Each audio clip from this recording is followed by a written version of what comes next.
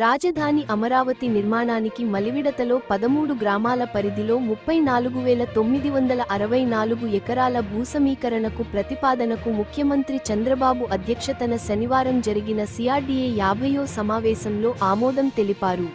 దీనిలో పట్టాభూమి 26,369 ఎకరాలు, ప్రభుత్వ భూమి 5,207 ఎకరాలు ఉంది. మిగతావి ఎసైన్, ఇతర కేటగిరీల భూములు. ఈ భూముల సమీకరణకు 16 ప్రత్యేక యూనిట్లు ఏర్పాటు చేయబోతున్నారు. 16 మంది డిప్యూటీ కలెక్టర్లు, 16 మంది తహసీల్దార్లు సహా పలువురు అధికారుల్ని నియమిస్తారు.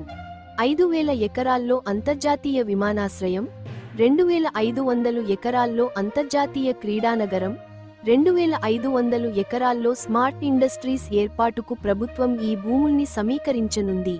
రాజధాని అమరావతిలో 33,000 ఎకరాలు సమీకరణకు అమలు చేసిన ప్యాకేజీనే మలివిడత భూసమీకరణకు వర్తింపజేస్తూ ప్రభుత్వం ఇప్పటికే ఉత్తర్వులు జారీ చేసింది.